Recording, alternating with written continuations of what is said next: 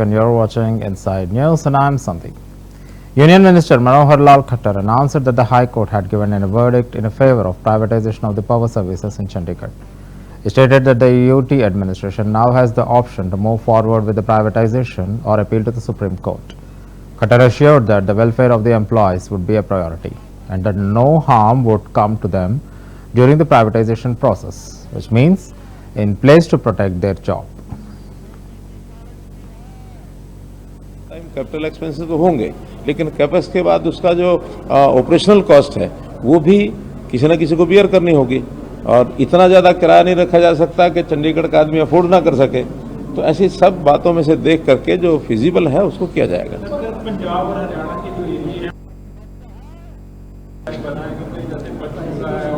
पूरा एक क्लस्टर के लिए आखिर सवारियां एक दूसरे शहर में आती हैं, मोहाली है, पंचकुला, चंडीगढ़, जीरकपुर, ये पूरा एक क्लस्टर है।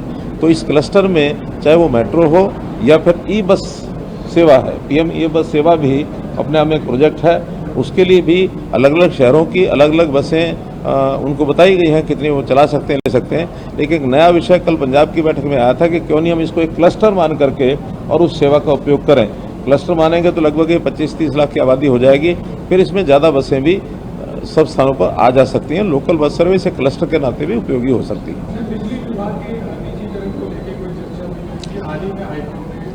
निजीकरण का क्योंकि हाईकोर्ट में विषय था, अभी 2 दिन पहले ही हाईकोर्ट ने अपना फैसला दिया है कि निजीकरण किया जा सकता है। तो उसमें यहाँ के लोगों ने अब अगले स्टेप्स निजीकरण में क्या होंगे वो यूटी को अपना निर्णय लेना है। अब इसके लिए या तो शुरू हो जाएगा, नहीं तो हो सकता है कोई सुप्रीम कोर्ट का रास्ता देखे, क्योंकि एक रास्ता तो खुला है ही है। तो उस नाते से यूटी का जो एडमिनिस्ट्रेशन है वो इस बात के लिए प्लीड कर रहा है कि हम इसमें निजीकरण करेंगे। हाँ, इसमें किसी भी कर्मचारी का अहित नहीं होगा। कर्मचारी के जितने भी उनके वेलफेयर की बातें हैं वो सारी ध्यान रखी जाएंगी और उनको जो भी प्राइवेटाइजेशन होगा उसमें उनको शर्त होगी कि वो उन कर्मचारियों को पूरे लाभ भी दे और उनकी नौकरी को भी कोई खतरा ना आए। सर, एक हाउसिंग का इशू है, 4000 कर्मचारियों को 16 साल से फ्लैट देना, वो इशू बड़ा है, उसको कुछ ये विषय भी ध्यान में आया है, लेकिन ये भी कोर्ट में पहले गया था और कोर्ट के अंदर शायद एक जगह उनका निर्णय फेवर में हुआ भी है, आगे वो सुप्रीम कोर्ट में भी बात गई है। तो जैसा कोर्ट का निर्णय होगा उस हिसाब से करेंगे। आखिर कोई भी विषय जब कोर्ट में होता है तो उसके ऊपर कोई तुरंत फैसला करना संभव नहीं होता। जैसे वहाँ से होगा वैसा करें। सर, आपने वेस्ट मैनेजमेंट का भी रिव्यू किया, उसमें आप सैटिस्फाइड हैं कि चंडीगढ़ काम कर रहे हैं? कौन सा वेस्ट वेस्ट मैनेजमेंट में काफ़ी हद तक यहाँ चीज़ें हो रही हैं, लेकिन फिर भी एक जो डंप साइट है वहाँ लोगों का जो विरोध चल रहा है, वहाँ जल्दी से जल्दी कोई प्रोसेसिंग का प्लांट लगाया जाए ताकि वेस्ट की डंपिंग ना हो, क्योंकि डंपिंग से ही शिकायत होती है। अगर साथ साथ प्रोसेसिंग हो जाए तो फिर किसी की शिकायत नहीं रहती। फिर उसके अंदर चाहे आरडीएफ निकलेगा या कोई कंपोस्ट बनेगा या कोई, अब वेस्ट टू एनर्जी के लिए तो बहुत ज़्यादा वेस्ट चाहिए, उतनी वेस्ट यहाँ नहीं है। लेकिन वेस्ट टू चारकोल बनाने की एक एनटीपीसी की एक टेक्नोलॉजी है और उसमें भी आज जो बताया गया तो एनटीपीसी के लोगों से विचार करेंगे। अगर वो होता है तो जल्दी फिर चारकोल बनाने की एक अगर यूनिट लगती है, वो चारकोल फिर यहाँ से बाहर ले जा करके उसका कई तरह का यूज हो सकता है। धन्यवाद।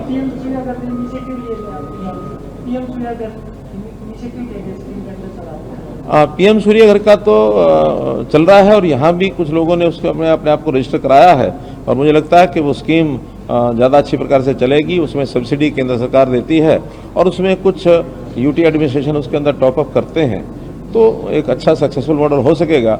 उसमें ज़ीरो बिलिंग का जो प्रावधान है ताकि जितनी बिजली की आवश्यकता है वो। Madhya Pradesh Chief Minister Mohan Yadav criticized Congress and its allies, calling them two sides of the same coin and accusing them of underestimating the intelligence of the public. He emphasized that the upcoming vote would bring a new era, with Jharkhand becoming the top state under the leadership of Prime Minister Narendra Modi. प्रेम लुटाया लातेहार के अंदर, आज इस विधानसभा में जनसभा में मैं जोगियाडीह मैदान पे बोल रहा हूँ, तो उम्मीद कर रहा हूँ बातें तो बहुत लंबी कर सकता था, बहुत देर तक कर सकता था, लेकिन थोड़ा समय की भी सीमा है। पहले तो लेट आया, देरी से आया, इसकी क्षमा भी चाहता हूँ, क्योंकि मुझे दूसरे काम से अपने राज्य में भी चुनाव लड़ाना है। वहां से चुनाव लड़ाते लड़ाते आपके बीच में आया हूं।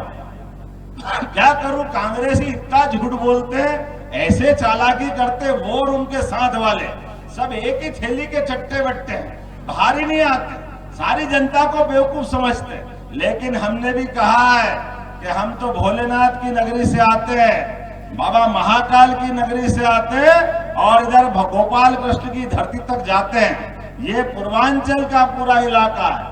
आपसे हमारा तो सूर्यनारायण देवता के साथ, देखो मैं बोलने लगा सूर्यनारायण, उनकी किरणें आने लग गए। जोरदार ताली बजाओ हमारे आपने, मेरी बात सत्य कर रहा है सूर्यनारायण देवता। धीरे धीरे धीरे ये सूर्य का फैलता उजाला तमाम अंधकार को चीर करके मध्य प्रदेश के समान, मध्य प्रदेश तो क्या, मैं तो शुभकामना देता हूं सभी राज्यों में। स्वर्गीय भारत रत्न अटल बिहारी वाजपेयी की भाषा में जब इस राज्य का गठन किया था, जोरदार याद करो अटल बिहारी वाजपेयी जी को, ताली बजा करके उनके अपने काम के लिए, उनने इस फैले हुए पिछड़े क्षेत्र के लिए अपनी शुभकामना देते हुए नया राज्य का गठन किया था। और उन्होंने उस समय कहा था ये राज्य अपनी खनिज संपदा, जुझारू मानसिकता, उज्जवल भविष्य के सारे लोगों को लेकर के पूरे देश का नंबर 1 का राज्य बनेगा। दुर्भाग्य से ये बेईमानों की सरकार आ गई और इनने सभी योग्य लोगों के जीवन में डाका डाला गया। मुझे इस बात की उम्मीद है अब बदलते दौर में जब हम वोट देंगे भाजपा को, आपके एक एक वोट से नया सवेरा निकलेगा, वो जीवन में उजाला फैलेगा और निश्चित रूप से नरेंद्र मोदी जी के नेतृत्व में झारखंड नंबर 1 का राज्य बनेगा। ये शुभकामना आपके बीच दे रहा हूं। मुझे पूरा भरोसा है आपकी माता बहनों के माध्यम से ये योजना हमारी उज्जैन मध्य प्रदेश से आई हुई थी, लाडली बहना योजना, जो नारी सशक्तिकरण में बड़ी भूमिका अदा करेगी। जो यहाँ क्या गोगो दीदी बोला है, गोगो दीदी, मैं आपको गारंटी दे रहा हूं, गोगो दीदी के माध्यम से आपकी सबके जीवन में 2100 रुपया महीना पहली तारीख से आने लगेगा। ये मैं गारंटी दे रहा हूं, ये भाजपा की गारंटी है, जिसके लिए नरेंद्र मोदी जी अपने शब्दों में कहते हैं ये मोदी की गारंटी है। मोदी जी जो कहते Union Minister Sanjay Seth praised the Prime Minister Narendra Modi, stating that 140 crore people of the country had re-elected him as the Pradhan Sevak for the third term, which according to Seth has left the opposition frustrated. He pointed out that people from all the sections of the society, farmers, youth and women, are standing firmly with Prime Minister Modi due to his commitment to rural development. Seth shared his observations from the rural areas where women have expressed their support from Modi, citing initiatives like toilets, houses, 5 lakh under Ayushman Bharat bank accounts and improved roads. He emphasized that development has truly reached the grassroots, where every rupee sent from Delhi now reaches the ground, unlike in the past when only a fraction of the funds would actually reach the people. Seth also took a dig at Congress leader Rahul Gandhi, referencing the time of the former Prime Minister Rajiv Gandhi when he said only 15 paise would reach the intended recipients out of every rupee sent. किंतु इनसे पूछो, जवाहरलाल नेहरू, उसके बाद इंदिरा गांधी, इंदिरा गांधी के बाद राजीव गांधी, राजीव गांधी के बाद लगातार ये परिवारवाद, इनसे पूछो। अरे ये तो प्रधानमंत्री नरेंद्र मोदी जी 140 करोड़ देशवासियों ने तीसरी बार मोदी को प्रधान सेवक बनाया। यही फ्रस्ट्रेशन है इनका। फ्रस्ट्रेशन इसलिए है, किसान हो, युवा हो, महिला हो, आम लोग हैं, मोदी के साथ खड़े हैं। क्यों? मैं तो ग्रामीण इलाकों में घूमता हूं, ग्रामीण इलाकों की बेटी बोलती है, ए भैया हम तो मोदी के साथ देव। का हुआ दीदी? देख मोदी हमरा शौचालय देलक, देख हमरा मोदी हमरा घर देलक, मोदी हमरा 5 लाख के आयुष्मान भारत देलक, मोदी हमरा खाता देलक, मोदी हमरा सड़क बना देलक, मोदी हमरा गाय गोरू देलक। ये भाव है किसका? ये जो कहते हैं ना ग्रामीण लोग, जो न एएनआई की एजेंसी से कोई न्यूज देखता है, न कोई सोशल मीडिया है, न कोई अखबार। क्यों? उसके पास विकास पहुंचा है। उस पर बात लगा कि भाई मेरे पास दिल्ली से 1 रुपया चलता है तो 1 रुपया खाते में आता है। राजीव गांधी की बात याद करनी चाहिए राहुल गांधी को कि 1 रुपया दिल्ली से चलता है तो 15 पैसे पहुंचता। भूल गए राहुल गांधी जी? आप सब भूल गए। उन पूछो उन रेडी पटरी वालों से, कोरोना काल के बाद रेडी पटरी वाले आज खड़े हो गए। पूछो राहुल गांधी से, जवाब नहीं होगा इनके पास। क्यों? ये तो सिल्वर स्पून के बंदे हैं, इनको क्या पता। इन्होंने ने जब प्रधानमंत्री नरेंद्र मोदी जी ने 10 साल पहले शौचालय की बात शुरू की थी कि शौचालय बनाएंगे देश की बेटियों के लिए, इन्होंने कहा था हाँ शौचालय बनाएंगे। तब मोदी ने कहा था तुम्हारे लिए शौचालय होगा, मेरे लिए देवालय से कम नहीं। आज इसीलिए देश की जनता मोदी के साथ खड़ी है कि मोदी गांव, गरीब, किसान, हर कहते हैं ना झोपड़पट्टी तक मोदी पहुंचे, इसलिए देश मोदी के साथ खड़ा है। राज्य के मुख्यमंत्री हेमंत सोरेन अपने चुनावी भाषणों से लगातार बीजेपी पर, सेंट्रल गवर्नमेंट पर आरोप लगा रहे हैं। उन्होंने बीजेपी को पॉकेट मार ये मानसिक संतुलन या फ्रस्ट्रेशन बोल रहा है। क्यों? इनके पंकज मिश्रा पे पूछो, ये तो मुख्यमंत्री प्रतिनिधि थे, कितने दिन जेल में, कितने साल हवा खा के आए, किसमें? जमीन लूट में, किसमें? Chief Minister Ravindra Reddy recently visited Sri Lakshmi Narasimha Swami at Yadagiri-Gutta to offer his prayers and strengthen temple's cultural and industrial significance. The temple is a major pilgrimage destination in Telangana, and the Chief Minister's visit highlights the state's commitment to promoting its religious heritage. During his visit, he also emphasized the rejuvenation of the Musi River, a vital water source that flows through the region. The rejuvenation project aims to improve the river water's quality, ensure its sustainable use, and enhancing the surrounding environment for the benefit of the local communities. This initiative reflects the government's focus on both preserving spiritual traditions and addressing environmental challenges in the state.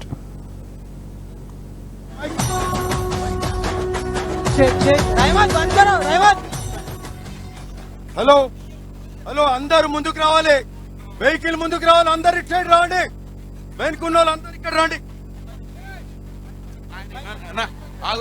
అందరూ దయచేసి మనందరి ప్రీతమ నాయకులు అదే మాదిరిగా ఉమ్మడి జిల్లా నుంచి వచ్చినట్టే బతుకు పేద కడుపు కంది కమ్మని మెతుకు పోయి వేరే ఊర్లో అమ్ముతుంటే మీరు ఏ ఊరు కూలాలు వేయాలంటే మాకు అసలు గిట్టుబాటు ధర వస్తలేదు, మాకేం లేదు.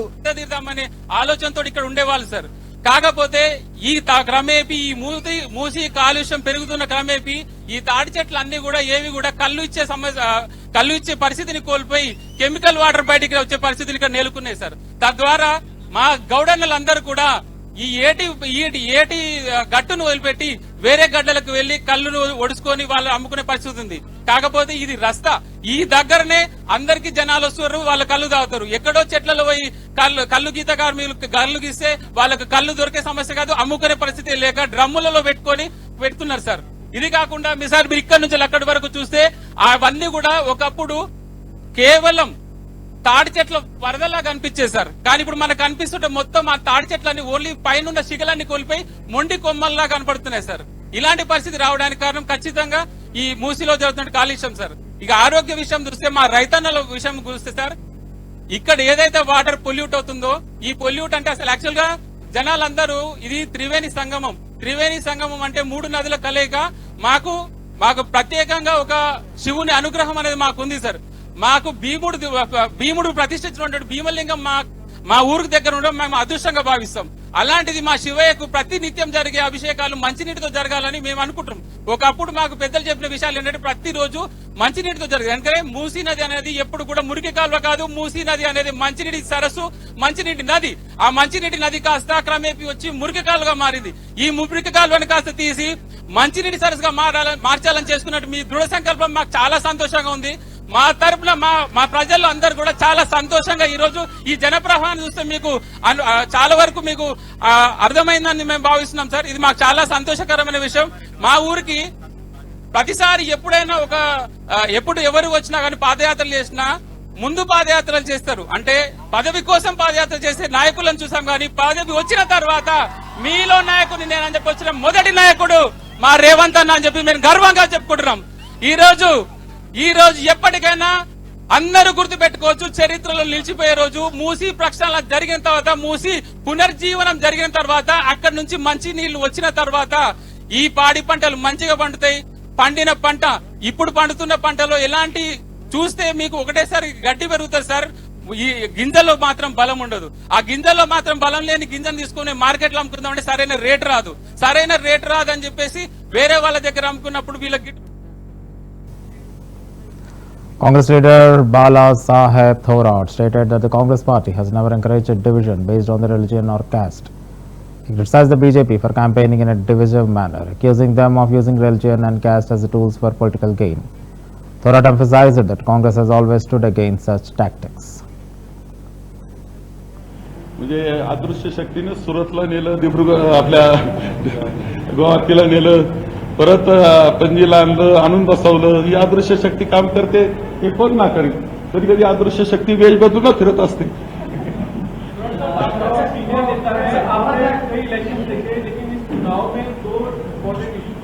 बीजेपी पुश कर रही है बार-बार, एक तो कटेंगे और वोट बिहार, ये बार-बार बीजेपी द्वारा पुश किया है. उसको कैसे देख रहे हैं आप? एक बरोबर आहे तुमचं. बटेंगे तो कटेंगे, बरोबर. म्हणजे बटाने वाले ये है, कटने वाले भी है, तो बीजेपी आहे. म्हणजे बटवारा करायचं काम सुद्धा समाजामध्ये ते करतायत आणि नंतर काटण्याचं काम ते करत असतात. याच्यामध्ये धर्मात जाती भेद करायचा आणि त्याच्यावर मतं मिळवायचे हा दृष्टिकोन त्यांचा असतो. राजकारण करत असताना आपली ज्यावेळेस आपण शपथ ही आपल्या राज्यघटनेला स्मरून घेतो, तिच्या मूलभूत तत्वाला घेतो, त्यावेळी धर्माच्या जातीच्या राजकारणाला स्थान नाही. पण दुर्दैवानं भारतीय जनता पक्ष मात्र त्यांचं राजकारण हे धर्माच्या जातीच्या नावावर करतं. ही वस्तुस्थिती. मध्यंतरी एक अनुभव आता 2 दिवसापूर्वीची गोष्ट आहे की राहुलजीने फक्त संविधान हातात घेतलं, लाल रंगाचं ते होतं, म्हणून त्यांना तुम्ही ते संविधान सोडून दिलं. कारण संविधानाप्रती त्यांचा आदर नाही हे सगळ्या जनतेला माहिती आहे. संविधान त्यांना मान्य नाही हे सगळ्या जनतेला माहिती आहे. त्यांनी त्या लाल रंगावर घेतलं आणि शहरी नक्षलवादी असं त्यांना म्हटलं. खरं जे राहुलजीने अत्यंत चांगलं उत्तर दिलं की तुम्ही संविधानाचा अपमान केलाय, भारतरत्न डॉक्टर बाबासाहेब आंबेडकरांचा अपमान केला, हे राहुलजींनी आपल्या ट्विटद्वारे सांगितलेलं आहे. परंतु लाल रंग आहे म्हणून ते लगेच नक्षलवादी म्हणायचं असेल कोणाला, तर माझा एक प्रश्न आहे की छत्रपती शिवाजी महाराज ज्यावेळेस मोहिमेवर निघायचे त्यावेळेस राजमाता जिजाऊ त्यांना लाल रंगाचा टिळा लावायची. काय म्हणणार त्यांना? किंवा आपल्या घरामध्ये म्हणजे त्याला तुम्ही म्हणाल तुमच्या घरात नक्षलवादी असं म्हणावं लागेल. आमच्या आया बहिणी सगळ्या लाल कुंकू लावतायत. म्हणजे असं आहे की इतक्या खालच्या पद्धतीनं जाऊन त्यांचा पाहण्याचा दृष्टिकोन जो आहे तो भारतीय जनता पक्षाचा अत्यंत दुर्दैवी असं म्हणलं तरी वावगं ठरत नाही.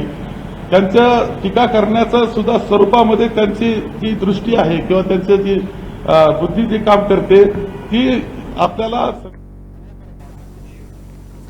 Odisha Minister Prithviraj Harichandan reaffirmed the state's commitment to zero tolerance towards women-related crimes, emphasizing that the government is taking all necessary measures to uphold this approach. Referring to the recent incident in Cuttack, Harichandan assured that the case would be handled with full severity as instructed by Chief Minister Naveen Patnaik. He further stated that those involved in such crimes would be swiftly prosecuted and given adequate punishment, reinforcing the government's resolve to combat women-related offences across the state.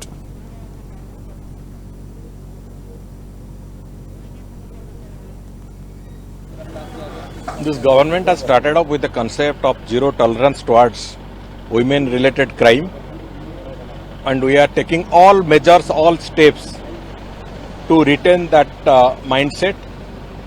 Whatever has occurred in Cuttack, it will be handled with all toughness. Honorable Chief Minister has already instructed the department to take care of the situation, to handle it toughly, and whoever is the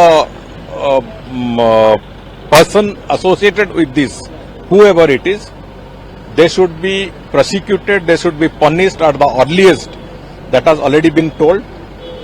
And in different occasions, whatever the Chief Minister has told, that in any case government will not relent to give adequate punishment to these people who are involved in any women-related crime across the state, with a mindset that by 2036, by the time we are completing our 100 years, Odisha should be treated as the no-crime zone. Odisha should be treated as a state free from women-related. In a recent statement, Assam Chief Minister and Jharkhand BJP co-in-charge Himanta Biswa Sarma alleged that Rahul Gandhi is engaged in a conspiracy to divide Hindu society, a move he claimed even the British had not attempted. Sarma accused Gandhi of being an enemy of society and working to sow divisions within the community. He also criticized Jharkhand Chief Minister Hemant Soren, accusing him of prioritizing the interests of infiltrators over the welfare of the tribal population in the state. Sarma urged people to remain united and safe in the face of these alleged threats. ये बात जो भी आपको बोला है उनको आप बोल दीजिए कि झारखंड और बांग्लादेश का बॉर्डर 10 किलोमीटर का होते हैं, पाकुर बॉर्डर में छटा हुआ है। कल्पना सोरेन कह रही है कि असम की सीमाओं की सुरक्षा हिमंता बिस्वा शर्मा करें, झारखंड के अफेयर्स को हेमंत सोरेन देख लें। देखिए, असम का सीमाओं का सुरक्षा भी नरेंद्र मोदी करेगा, झारखंड का सीमा का सुरक्षा भी नरेंद्र मोदी करेगा। आज झारखंड में लगातार घुसपैठिया आ रहा है। हाई कोर्ट में यह सरकार बोल के रखा है कि घुसपैठिया नहीं आ रहा है।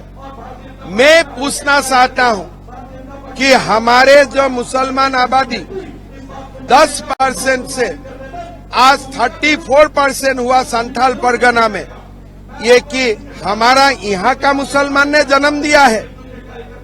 हाई कोर्ट में आपको क्वेश्चन किया है, आपका पास जवाब क्या है? आपका अधिकारियों ने जवाब दिया है कि मद्रासा तक लोगों लेके आया जाते हैं, आधार कार्ड बना के दिया जाते हैं और घुसपैठिया आदिवासी बेटियों को शादी करके अपना जमीन हड़प लेता है। ये आपका अधिकारियों का बयान है, मेरा बयान नहीं है। सर, आप लगातार नंबर्स कोट कर रहे हैं, एक रैली के बाद दूसरी रैली में, लेकिन इन नंबर्स का ग्राउंड क्या है, स्टैटिस्टिक्स कहां से? जो हाईकोर्ट में जो हलफनामा दिया गया है वही ग्राउंड है। जो हाईकोर्ट में जो आधिकारिक हलफनामा आए हैं वही स्टेटिस्टिक्स है, कोई स्टेटिस्टिक मेरा स्टेटिस्टिक्स नहीं है। और ये statistics is based on 2011 census conducted by government of India. Jharkhand Minority Commission says 14% is the population of Muslims in Jharkhand. No, we are speaking about Santhal Pargana. Let them not twist the issue. Okay. 14%. Haryana Chief Minister Nayab Singh Saini condemned the recent attacks in Jammu and Kashmir Assembly, where a bill was introduced to restore Articles 370 and 35A. Saini called it unfortunate and accused Congress and Farooq Abdullah's party of bringing the bill forward. He also criticized Congress for silently supporting the move, questioning whether the party stands with the forces that aim to break the country. Furthermore, Saini raised concerns about the Congress stance on the rights of marginalized communities such as the Valmiki, Ghurka and West Pakistani refugees, who were denied voting rights and government jobs before the abrogation of Article 370. He demanded that Congress clarify its position on these issues.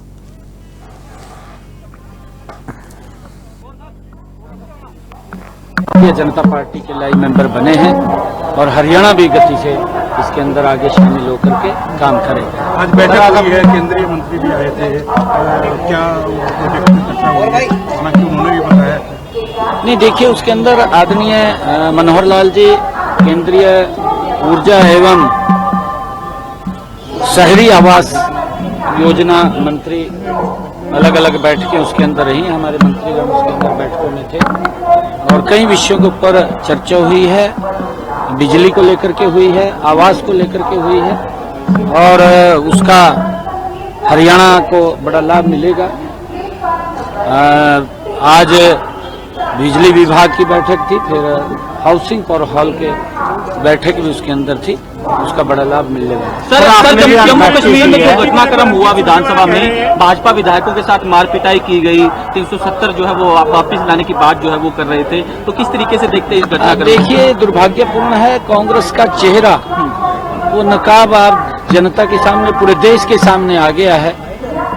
जिस जम्मू कश्मीर के अंदर जो परमट प्रथा थी, जो धारा 370 थी, जो 35A था, जिसको समाप्त करने के लिए भारतीय जनता पार्टी और पूरा देश लगा हुआ था, डॉक्टर श्यामा प्रसाद मुखर्जी जैसे महान नेता ने अपना बलिदान दिया और उस धारा 370 को आदरणीय नरेंद्र मोदी जी ने समाप्त किया और वो दौर जो आतंकवाद का जम्मू कश्मीर के अंदर दौर था, उस दौर को भी समाप्त किया।